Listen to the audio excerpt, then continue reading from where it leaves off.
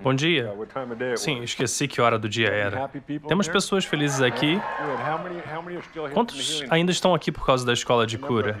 Vários de vocês, impressionante, muito bom. Que bom que vocês estão aqui. Contudo, você não deveria estar nesse culto. Essa é outra história. Eu estou brincando, isso foi uma piada. Nosso outro culto no Cascade, no último minuto, teve que ser cancelado. Então ficamos um pouco nervosos se teremos espaço suficiente para todos. Então eu estou feliz que esteja funcionando. Ok, bem, nós tivemos uma semana incrível no Civic, na escola de cura. Nós tivemos alguns testemunhos que eu gostaria de compartilhar antes de entrarmos com a palavra nessa manhã. Ambos os testemunhos estavam no primeiro culto hoje. Ambos disseram, sou eu, esse sou eu. E na última noite, sexta-noite, cerca de 200 pessoas ou mais foram curadas. Isso apenas na noite de sexta-feira, durante uma semana inteira. O homem se levantou, eu não sei quantos anos ele tinha, mas eu vou chutar a minha idade. Ele compartilhou uma história de como ele era disléxico. Palavras de conhecimento foram dadas sobre dislexia, oraram por ele, ele veio junto com muitas das pessoas para dar testemunhos. Ele ficou no palco e disse, eu tenho sido disléxico toda a minha vida, eu não tenho sido capaz de ler. Sempre que eu tento ler, não consigo entender nada que eu estou lendo, não retenho nada. Ele disse que oraram por ele, pegou um livro, abriu o livro, e pela primeira vez em sua vida, ele foi capaz de ler sem complicações. Então ele disse, eu li um parágrafo, isso me assustou, eu fechei o livro e joguei no chão. Ele disse, porque a primeira vez na minha vida que eu pude realmente entender o que eu estava lendo, eu estava compreendendo. Ele tem mais ou menos a minha idade, então imagine isso. Então ele passou a dizer que em sua adolescência, ele se drogou com ácido por vários dias. Obviamente isso afetou seu cérebro. Ele disse que sempre que ele olhava a sala, folheava da esquerda para a direita, direita para a esquerda, tudo estava em quadros. Nada era fluido como um movimento fluido. E o Senhor o curou naquela noite e ele está olhando para frente e para trás no palco e diz, eu posso ver tudo e não mais em quadros. Então outra senhora se levantou, nós oramos pessoas com distúrbios de aprendizagem, bipolares, apenas um monte de coisas nessa área. Ela se levantou e ela disse que estava no fundo do primeiro culto. Ela disse, eu fui diagnosticada como bipolar e hoje à noite, quando as pessoas oraram por mim, eu senti algo saindo e mudando. Então senti tudo se assentando. Ela descreveu isso, ela disse, eu sinto que eu sou duas pessoas, mas nessa noite eu sinto que eu sou apenas uma pessoa, um pensamento, uma pessoa, tudo está claro. Então ela deu seu testemunho dizendo que ela foi curada na noite de sexta-feira. Aqueles foram dois dos muitos milagres que aconteceram.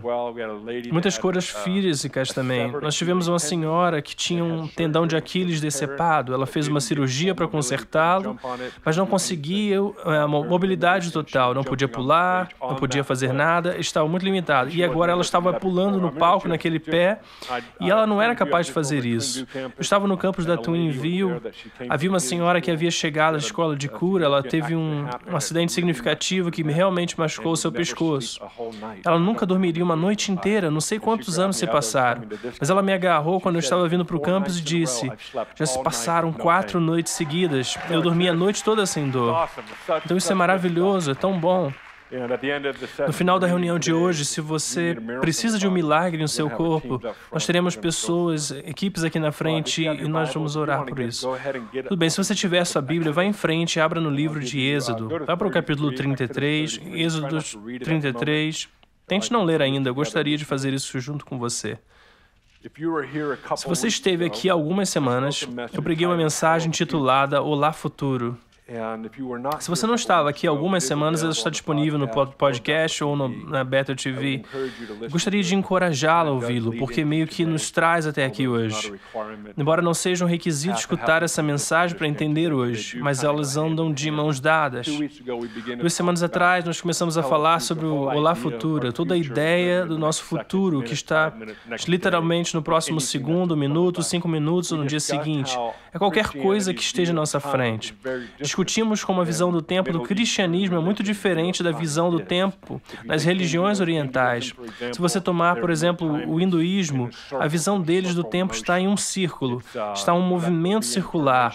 Você sabe, é aí que a reencarnação e todas essas coisas entram, onde você morre e volta como outra coisa, você nunca acaba, é como se estivesse continuamente indo e indo. E a visão do tempo no cristianismo é literalmente o exato oposto nisso de que há um começo e um fim. Eu não gosto da palavra linear, mas é um pouco mais linear. Mas quantos sabem que a vida com Jesus não é plana e chata? Seguir a Jesus não é chato e cansativo. Pode seguir movimentos variados, quer dizer, você pode ir em todas as direções, mas você vai acabar em um lugar. A ideia é que, na verdade, temos nas Escrituras uma estrada, a ideia de uma estrada. Estamos viajando em uma estrada indo para algum lugar. Isso é importante porque, na verdade, nós não somos projetados para andar em círculos. Eu nunca conheci uma pessoa em toda a minha vida que siga ou não a Jesus e diga isso para mim. Eu amo fazer a mesma coisa na minha vida pelo resto da minha vida. Ninguém nunca diz isso. Por quê? Porque nós, como seres humanos, somos projetados para ir a algum lugar. É assim que nós somos projetados. Se estamos apenas andando em círculos, isso nunca foi o plano de Deus. Mas algo levou você até lá. O plano de Deus é fazer com que você rompa esse círculo e siga em frente. Essa é a natureza de Deus. Então nós falamos sobre o tempo, bem como diferentes gerações e diferentes idades interpretam e olham para o tempo de maneira muito diferente. Se você fala com uma pessoa de 20 anos e como ela vê o tempo, é muito diferente de como um homem de 80 anos vê o tempo. A visão do tempo de 20 anos é, ainda tenho muito, eu não posso nem pensar no fim da minha vida. E todos os jovens de 20 anos acham que resolveram a vida toda. Não é até você atingir seus 30 anos que você começa a perceber que você está tão longe da verdade que você realmente não sabe muito sobre a vida. E você atinge os 40, 50 anos e começa a dizer, uau, eu não tenho muito tempo, meu ponto é esse. Em toda idade você olha para o tempo de maneira muito diferente. Então as perguntas que surgiram algumas semanas atrás estavam em torno disso. O tempo está tirando vantagem de você, ou você está tirando vantagem do tempo? Porque Deus criou isso. Ele disse que há um começo em Gênesis 1, e por toda a Escritura ele disse que haverá um fim. Então o que é importante para nós perceber é que o tempo foi dado a nós. Então o que nós estamos fazendo com isso? Uma das maneiras mais fáceis é, eu estou muito ocupado. Bom, adivinhe quem é responsável por isso? Eu estou muito ocupado. Bom, você está, nós estamos, eu estou. Então falamos muito sobre o tempo nesse contexto. O último ponto, cerca de 2 semanas atrás. Paulo fala muito sobre redimir o tempo. É uma frase realmente interessante na Bíblia. Por quê? Você não pode ter tempo de volta, você não pode fazer mais disso, você não pode acelerar, você não pode atrasar, você não pode comprar mais. Mas ainda assim, Paulo diz que redime o tempo.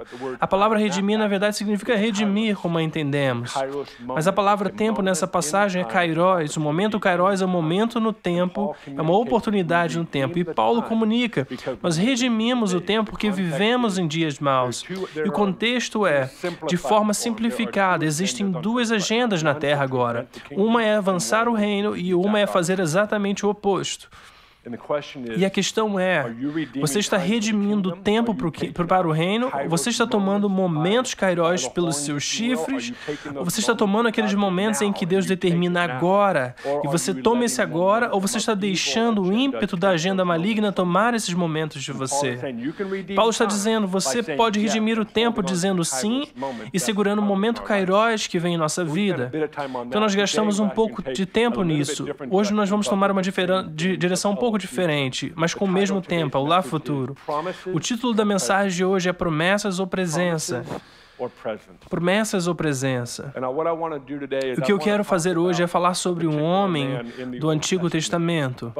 Mas antes de irmos para lá, não sei se você é como eu, mas sempre que eu penso na palavra futuro, eu não posso deixar de ir à vastidão de Deus. Por alguma razão, essa palavra apenas aciona um interruptor em mim e eu começo a pensar sobre a vastidão de Deus. Eu me vejo pesquisando coisas sobre as quais nunca me importei antes. Tipo, quão grande é o universo, quão rápido está se expandindo. O que descobrimos nos últimos 10 anos, NASA e todos os outros especialistas do espaço, o que nós aprendemos nos últimos 10 anos que nunca foi conhecido antes. Uma das coisas que eu notei na internet quando você começa a pesquisar coisas por aí é, nós pensávamos que sabíamos, mas na verdade não sabemos o que sabíamos. Meu ponto é, apenas continue, isso é como seguir a Jesus. Quando vocês percebem que quando você disse sim a Jesus, algumas perguntas foram respondidas, mas você ainda tem muitas outras perguntas. Eu sou o único? Quer dizer, eu estou tão feliz que dissemos sim a Jesus, mas nem todas as nossas perguntas obtêm respostas. Estou tão feliz porque nos mantém no limite. Isso nos mantém nessa postura de persegui-lo, porque há muito mais. Então eu penso na vastidão.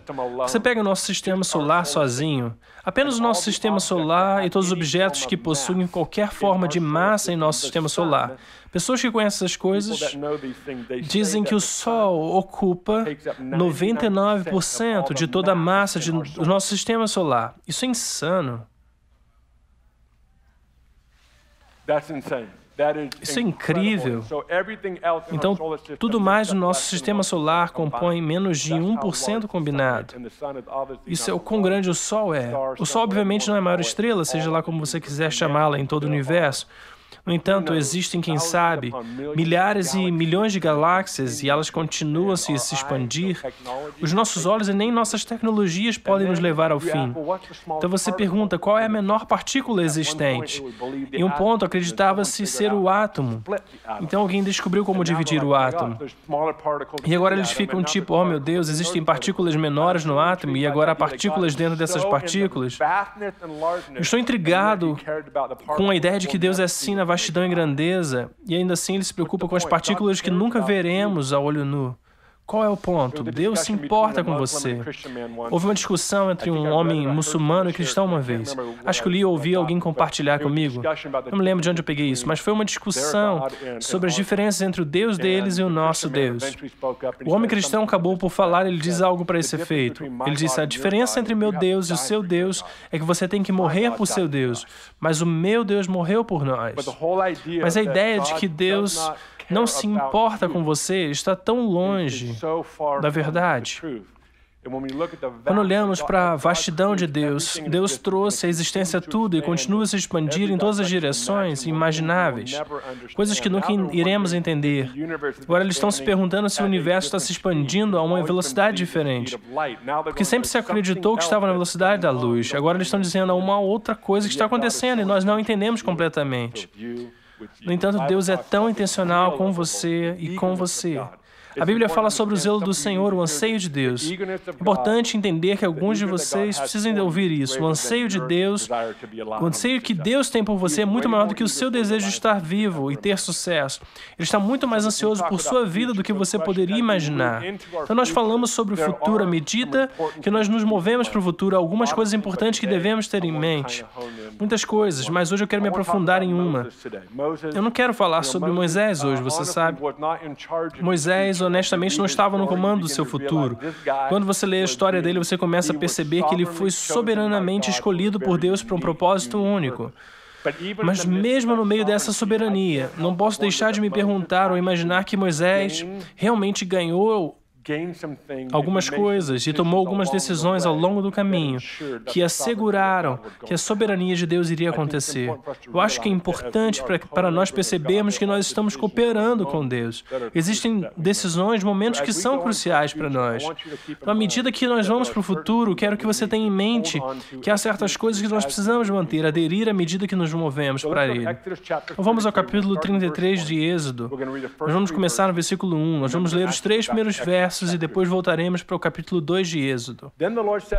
Disse mais o Senhor a Moisés, vai, sobe daqui, tu e o povo que fizeste subir da terra do Egito, a terra que jurei a Abraão, a Isaque e Jacó, dizendo, a tua descendência a darei, e enviarei um anjo diante de ti e lançarei fora os cananeus, os amorreus, os heteus, os perizeus, os heveus e os jebuseus, a uma terra que mana leite e mel, porque eu não subirei no meio de ti, porquanto és povo de dura serviço, para que eu não te consuma, eu no caminho.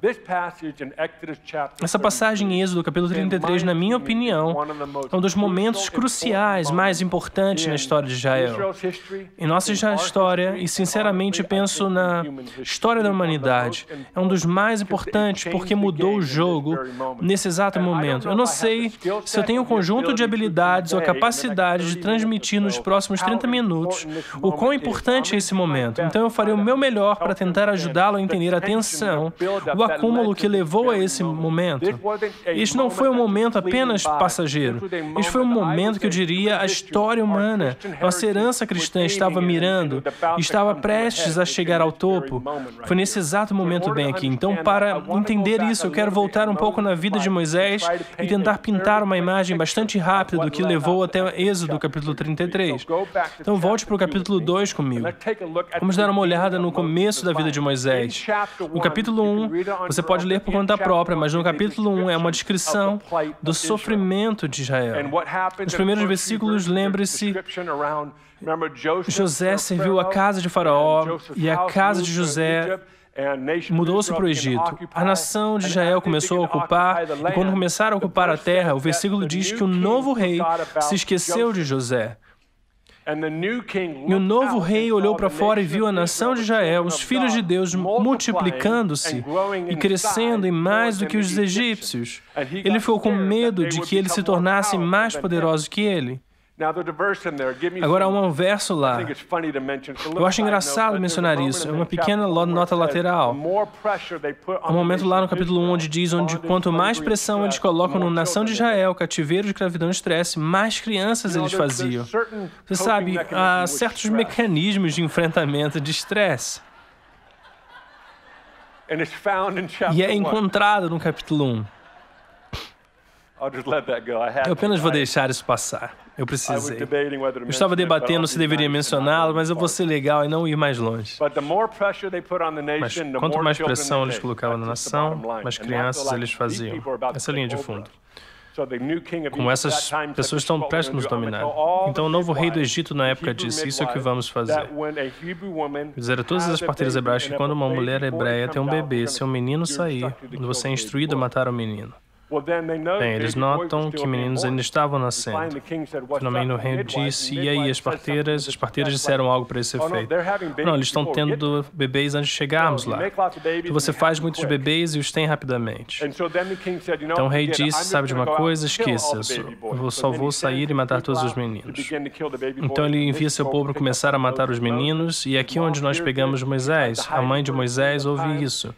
Ela tenta escondê-lo por um período de tempo, ela não podia mais escondê-lo, então ela faz uma cesta, a reveste de barro e betume, coloca Moisés no interior e coloca no rio e deseja o melhor para Moisés.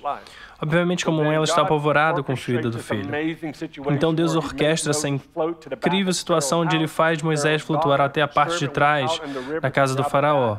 A serva da filha do faraó saiu no rio para pegar a cesta, ela abre a cesta e então percebe que esse era um dos meninos hebreus, onde eles estavam tentando salvar a sua vida. Seu pai o está matando, mas ela disse, eu vou levá-lo para minha casa e criá-lo como um dos meus.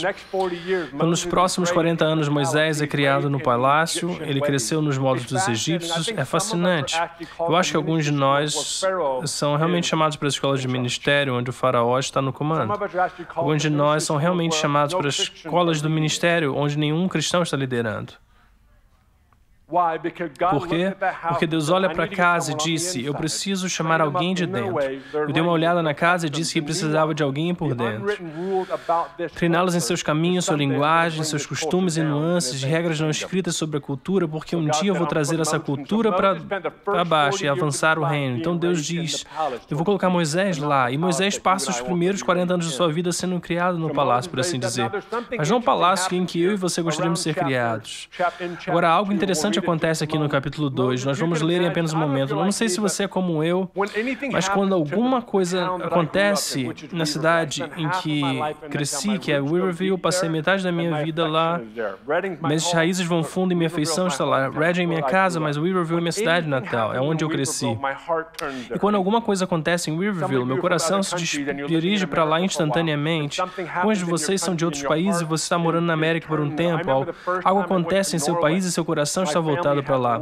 Eu me lembro da primeira vez que eu fui à Noruega, minha família tem muitos noruegueses. Eu lembro que a minha primeira viagem foi de 9 dias e eu pensei, eu acabei de encontrar uma parte de mim, agora tudo faz sentido. Algo em nós que estamos conectados às próprias pessoas pela nossa linguagem, pela cultura e pelos costumes. Então quero que você imagine que Moisés é criado na casa do faraó. Mas toda manhã ele tem uma dinâmica e um dilema em que ele olha pela janela e vê uma nação inteira sendo escravizada, despojada de qualquer dignidade. E toda manhã ele fala, por que eu estou no palácio? Porque eu tenho acesso a recursos ilimitados, mas mesmo assim meu próprio sangue, meu próprio povo está sob tremenda escravidão. Então, por volta dos 40 anos, Moisés está andando pelo Egito e vê um egípcio espancando um escravo hebreu. E ele vai e intervém. Ele olha para um lado, para o outro, e quando ele vê que ninguém está lá, ele mata o egípcio e o enterra. Essa é a questão. Por que ele mataria o egípcio? Eu não posso deixar de pensar, talvez ele tenha feito isso porque se sentiu culpado. Ele se sentiu culpado. Eu sei que ele está protegendo seus compatriotas, mas não posso deixar de pensar em 40 anos de um dilema reprimido.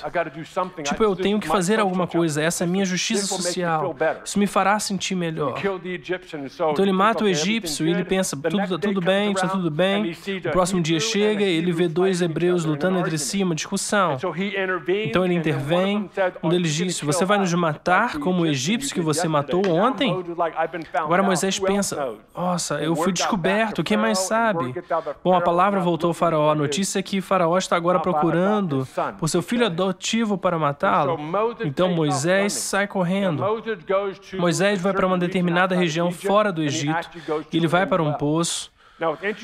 O que é interessante sobre os poços na cultura do Oriente Médio, especialmente nessa época, é que os homens vão para o poço, obviamente pela água, mas é aí também que ele vai encontrar com as mulheres. E foi o que eles fizeram. Aqui é onde você encontrou a sua esposa. Então você vai para os poços e espera que sua esposa apareça. E aí tudo começaria. Então eu não posso deixar de pensar que talvez Moisés estivesse procurando um cônjuge. Eu não sei, mas ele está em um poço, um conflito acontece com alguns pastores e algumas mulheres, tudo isso aconteceu e assim Moisés intervém de novo e salva o dia. Então ele puxa a água do poço e ele começa a dar a água para quem precisava. E as senhoras voltam para a aldeia e disseram ao pai dela. Vamos ler isso em Êxodo 2, versículo 19. Aliás, versos 11 e 12, me desculpe. Por favor, me perdoe. Estou confuso. Capítulo 2, versículo 19. E disseram, um egípcio nos livrou da mão dos pastores e também tirou água suficiente para nós e deu água ao rebanho. Sabemos que Moisés não é um egípcio, mas o que sabemos é que ele se vestia como eles, cheirava como eles, falava como eles, se parecia com eles. Debaixo de toda aquela camada de egípcios havia um homem hebreu que clamava por seu futuro. Eles disseram, um egípcio ajudou. Eles foram e trouxeram Moisés de volta, que eles achavam que era um egípcio para a aldeia. E é aí que Moisés passa os próximos 40 anos de sua vida. Agora nós vamos avançar para o capítulo 3, no verso 1. Vocês ainda estão me acompanhando? Estou tentando estabelecer essa base para chegar nesse ponto. Êxodo capítulo 3, verso 1. Moisés cuidava do rebanho de Jetro, seu sogro, sacerdote de Midian, e levou o rebanho para o fundo do deserto e chegou a Horebe, a montanha de Deus. E o anjo do Senhor apareceu a ele uma chama de fogo do meio do arbusto. E então ele olhou e eis que a sarça ardia em fogo, mas a sarça não se consumia. Então Moisés disse, agora vou me desviar e ver essa grande visão, porque o arbusto não se consome. Então, quando o Senhor viu que ele se virava para olhar, Deus o chamou do meio da sarça e disse, Moisés, Moisés. Ele disse, aqui estou eu. Aqui nós temos esse momento. Moisés tem cerca de 80 anos agora. Ele está fugindo há 40 anos, mas eu proponho que talvez ele estivesse se sentindo razoavelmente seguro, porque não estava mais sendo perseguido. 40 anos. Ok, eu estou bem, estou seguro, eu tenho um emprego, tenho uma família, estou tranquilo. E nesse momento eu não posso deixar de me perguntar. Ele está se perguntando como seu país está indo, como seu pessoal está indo. Deus obviamente sabe, porque a Bíblia diz, Deus podia ouvir os clamores líderes do povo. Então ele começou a procurar alguém para libertá-los. Nesse momento, Moisés está andando no deserto, diz na parte de trás do deserto, que existe uma parte profunda do deserto. Eu compartilhei isso antes. Heidi Baker diz, há mata dentro da mata na África. Bem, no Oriente Médio, aparentemente, há um deserto e as costas do deserto. Então Moisés está no meio do nada, ele caminha, ele é um pastor, ele tem seus rebanhos, ele vê uma sarça ardente. Agora o arbusto está queimando, apenas para o registro. Eu fiz algumas pesquisas sobre a queima dos arbustos, mesmo online de diferentes estudiosos. Alguns dizem, isso é uma ocorrência muito normal. Alguns dizem, não, isso é apenas um mito inventado. Eu tenho amigos no Oriente Médio que eu contatei diretamente e eu disse, é verdade que os arbustos no Oriente Médio queimam espontaneamente? Eles disseram, com certeza, fica tão quente aqui, tipo 55 graus no deserto, e a certa estrutura química molecular de uma planta como essa fica tão quente que ela explode em chamas. Qual é o ponto? Essa é uma ocorrência normal. Isso não é como, oh meu Deus, é uma sarça ardente. Foi algo normal. Então eu quero propor a você, Moisés está fazendo o seu trabalho como pastor e ele percebe esse arbusto queimando. A Bíblia diz, Moisés não notou que não estava sendo consumido. Estava em chamas, mas não estavam sendo consumidos. Nós temos que entender que Deus ainda não falou. Ainda não há voz do Senhor. E Moisés se desvia para olhar. Quero fazer uma pausa aqui só por um momento. Temos que entender que Moisés não se virou porque Deus disse, Moisés, Moisés. Isso é fácil. Quantos de vocês sabem quando Deus diz seu nome, vocês ficam tipo, isso, sim, eu estou aqui. Isso é tão fácil. Na verdade, eu vou cancelar o resto da minha vida porque você está aqui agora. Mas não foi isso que aconteceu. Um arbusto estava em chamas. Algo tão simples como a curiosidade de Moisés é o que o colocou no seu futuro. Eu não posso enfatizar o suficiente. A curiosidade que é importante, até necessária para entrar na presença de Deus. Às vezes, Deus não precisa da sua curiosidade, Ele só aparece. Outras vezes, Ele fica tipo, eu me pergunto se eles estão curiosos o suficiente. Então eu vou me manifestar em um arbusto. Nenhuma voz ainda. Apenas deixe queimar e veja se Moisés faz alguma coisa com isso. Então Moisés se vira e pensa, mas aquele arbusto não está se queimando. Está pegando fogo, mas não está sendo consumido. Então Deus disse, Moisés, e começa a falar com ele. Então não posso deixar de me perguntar, às vezes, quando Deus grita, é fácil ouvi-lo. Mas você pode ouvi-lo porque está apenas curioso? Agora eu serei honesto com você. Houve momentos em que eu estou curioso e não tenho voz. Eu só estava curioso. Eu posso lhe falar sobre uma centena de vezes em uma reunião onde eu estou tipo, eu acho que o arbusto está queimando, eu acho que o arbusto está queimando. E uma hora depois, não, o arbusto definitivamente não está queimando. Alguns de vocês sabem do que eu estou falando. Isso é real, mas sabe, eu não quero perder essa curiosidade. Não quero fazer isso 10 vezes e depois dizer, sabe de uma coisa, eu já vi esse arbusto antes, eu vi o que está acontecendo nesse lugar agora, o que está acontecendo nesse momento, já aconteceu 10 vezes e Deus nunca apareceu. Não e não, Ele está esperando para ver se você vai olhar de novo. Ele está querendo realmente ver se você está curioso o suficiente para olhar. Então é nesse momento, Moisés se vira e olha, foi quando a voz veio. A voz chegou e disse, Moisés, Tire as suas sandálias, porque você está em terra santa. Então Moisés faz, e então Moisés recebe uma das mais incríveis palavras proféticas de sua vida. Ele disse, eu vou mandar você de volta para o lugar de onde você fugiu. Eu vou fazer você libertar as pessoas. Apavorado. Resumindo, ele finalmente obriga. E finalmente diz sim, isso inicia a jornada de Moisés. Agora, do capítulo 3 de Êxodo até Êxodo 33, acontece muita coisa que nós não temos tempo para cobrir. Mas deixe-me tentar dar uma sinopse do que acontece. Quero que você entenda as tensões no capítulo 33. Nós vamos voltar a esse verso. Do capítulo 3 ao capítulo 33, Moisés e a nação de Israel são introduzidas a um dos movimentos mais incríveis de Deus a tocar a face da terra. As coisas que eles viram, as coisas que ouviram, as coisas que experimentaram, até hoje não foram mais vistas. Mas as pragas, isso é estranho. Isso é estranho e louco. E o que Deus queria fazer nessa situação. Então você teve a nuvem durante o dia, o fogo à noite. Então você tem a pedra que derramaria água a uma nação inteira. Você tem a divisão do Mar Vermelho. Quer dizer, você tem algumas das histórias mais bizarras de um derramamento de Deus aparecendo. Agora, de Êxodo 3 ao capítulo 33, são menos de 2 anos, pelo que eu juntei. Não é muito tempo. Por que isso é importante? Porque imagine ir da escravidão absoluta ao derramamento absoluto de Deus. Imagine isso, tipo, literalmente. Assim como você passou da escravidão absoluta, mais de 400 anos disso, sua inteira ascendência, tudo que eles falam é cativeiro, e você é o único que entra no movimento de Deus. Imagine que um dia você vai do cativeiro ao mover completo de Deus, e isso foi bizarro. Deus aparecendo em todo lugar. Imagine o momento, imagine, oh meu Deus, nós vamos tomar o mundo, nós estamos indo para a nossa terra prometida. Então esse momento está aumentando, aumentando. Quando você chega ao capítulo 33, fica claro que Deus quer estar entre o seu povo para sempre. Não em momentos, não em uma reunião aqui, ou em um grupo aqui, ou um tempo de devocional. Ele quer residir entre o seu povo. Ele pensa, construa-me um lugar, eu realmente quero estar com você. Eu estou em uma montanha, venha e me visite. Deus está tão ansioso por interagir com a humanidade nesse momento. Então, quando chegamos ao capítulo 33, nós nos deparamos com uma situação. Deus está um pouco chateado, Ele está realmente cansado de pessoas. Ele diz, vocês, pessoas de dura serviço, estou cansado de você. Mas então Ele para e diz, por quê?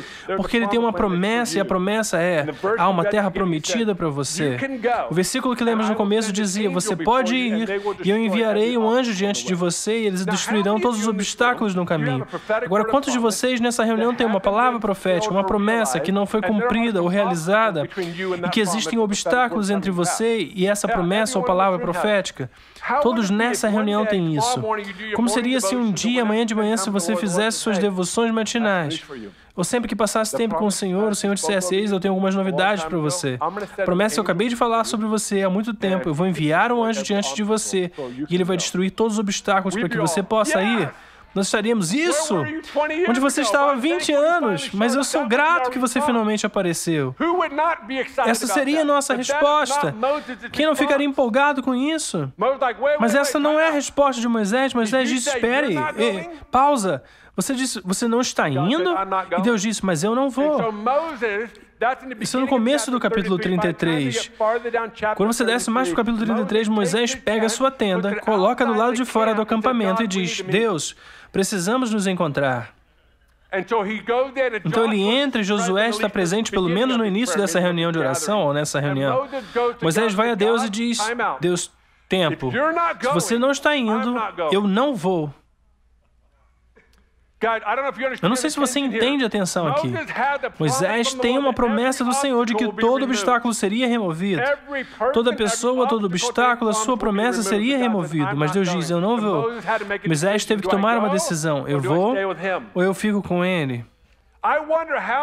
Não me pergunto quantas vezes na vida isso nos é apresentado. Eu não quero nem pensar nisso, é muito assustador. Mas quantas vezes na vida nós somos apresentados? Eu vou cumprir a minha promessa, mas eu esqueci a presença. Porque quando você está no momento, você fica, isso, ano após ano, sim, por favor, vamos apenas fazer isso. Mas nós estamos tão fraturados, estamos tão distraídos, especialmente na cultura de hoje. Nossos bolsos estão vibrando sem parar. Nossas bolsas estão vibrando. Você se senta em reuniões agora e pode ouvir um telefone no próximo escritório. Estamos constantemente sendo puxados em todas as direções. Na verdade, eu acho que não estamos mais curiosos. Eu acho que estamos tão desgastados. Estamos apenas tentando trazer a nossa atenção de volta. Nós estamos tipo, cara, eu só quero a minha atenção de volta. Eu quero ser capaz de orar por 60 segundos e não me distrair. Isso nos diz que nós somos puxados em um milhão de direções. E se esse é o caso, quão bons nós somos em prestar atenção se Deus vem conosco ou não.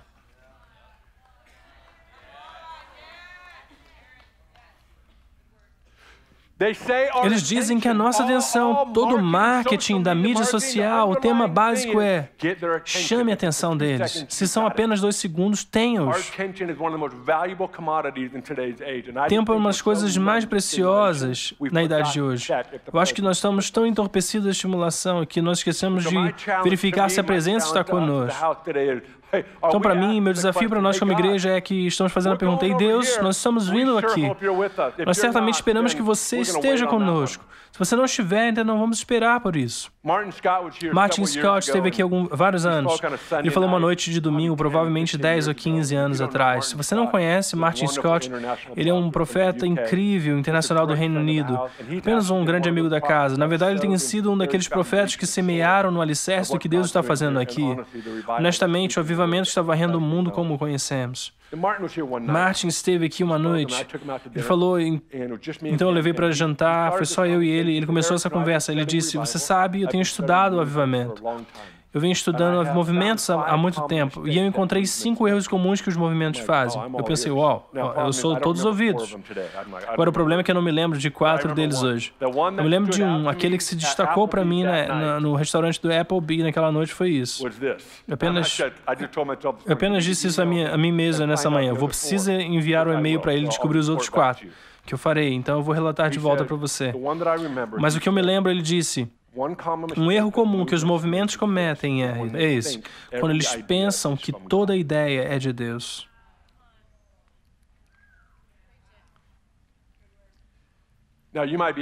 Você pode estar se perguntando: como eu sei se a presença de Deus está comigo?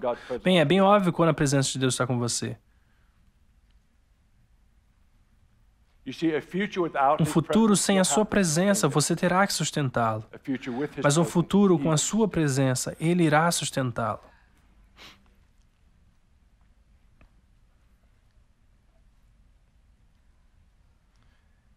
A história continua. Moisés diz: Deus, ouça, eu não vou a lugar algum sem você. Então Moisés entra nesse outro diálogo, não muito depois disso, foi no meio do capítulo, e diz: Deus, eu quero ver seu rosto, mostre-me a tua glória. E ele não parou por aí. No meio de uma decisão, ele não disse: ok, eu não vou a lugar nenhum, e depois encerrou a conversa. Ele disse: ok, a propósito, eu estive com você por um tempo. Eu quero ver o seu rosto. Se você não ouviu falar, nas últimas 2 ou 3 semanas há encontros crescentes acontecendo em torno desse ambiente. Nas nossas casas, nossos cultos.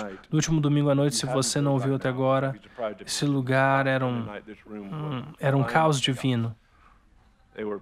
Haviam pessoas em todos os lugares que encontravam o Senhor. A Bethel TV terminou cedo porque eles tiveram suas razões. Eu entendo isso, mas o culto continuou e continuou. Então, na segunda-feira dessa semana, no andar de cima do corredor, um bando de crianças da BCS estava no chão tendo encontros com Deus. Quarta noite, no grupo de jovens, há algo acontecendo agora. Quero te dizer, igreja, eu acho que a sarça ardente...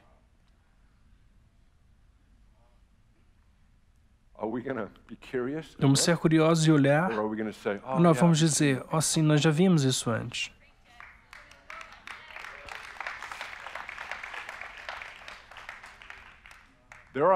Há momentos que são momentos de kairos, onde você os pega. Então há momentos kairos onde eles se apegam a você. Não podemos ir mais longe sem ele. Há bastante impulso, há combustível suficiente no tanque, há o suficiente do que você quiser chamá-lo, há o suficiente disso. E seria muito fácil continuar correndo. Então eu sei que estou fazendo algumas mudanças drásticas. Minha agenda é muito igual, mas é mais um ritmo interno que eu estou mudando. Estou mudando num ritmo interno. Eu percebi que eu estava perdendo a minha capacidade de ser curioso. Eu perdi minha capacidade de ir,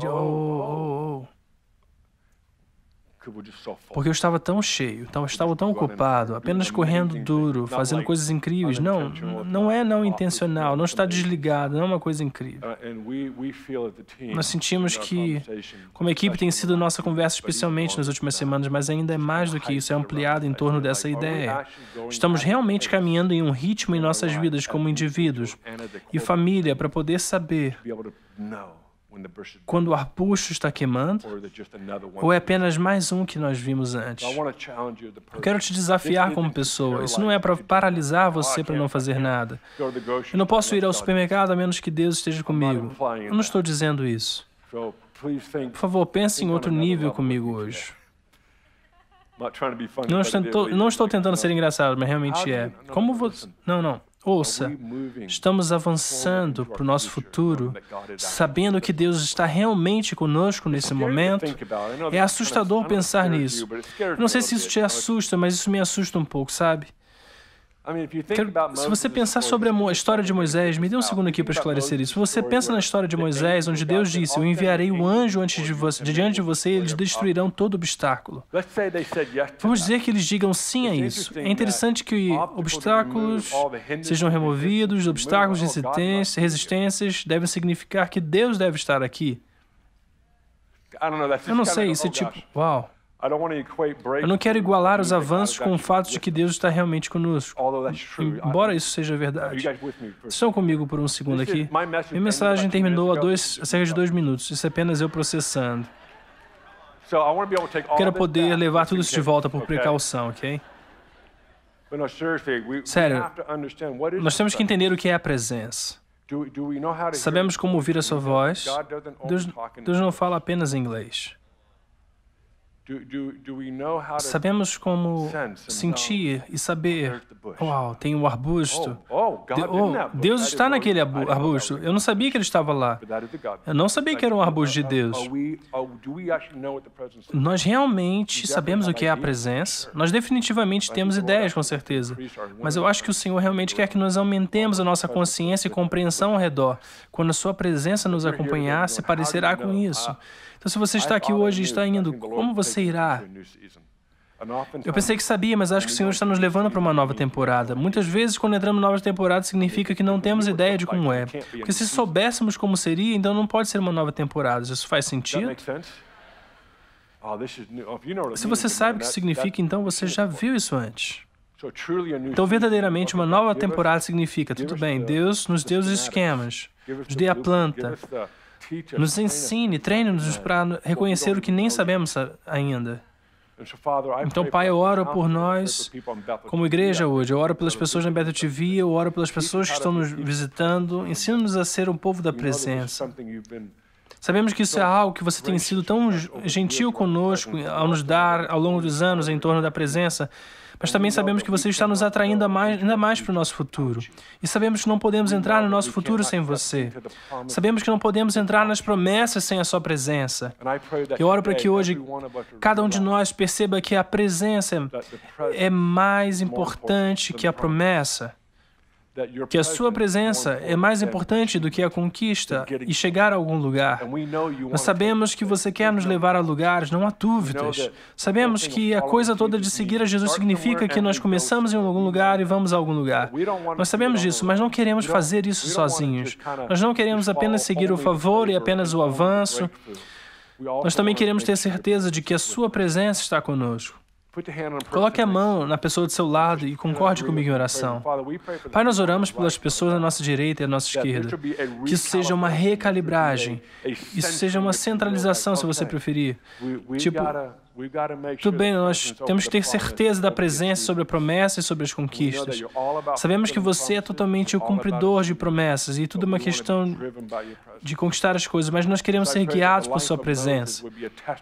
Por isso eu oro para que a vida de Moisés seja um testemunho para nós, seja um modelo, seja um excelente exemplo de estar no momento de uma das maiores promessas a serem realizadas de séculos de construção. Moisés ainda escolheu a sua presença. Pai, por isso eu oro pela nossa família, pela família do Bethel TV, pelo podcast, por todos que estão ouvindo isso. Que nós continuemos a ser um povo da presença. Sabemos que você está tomando lugares que nem sequer sabemos como é. E todo mundo diz, amém.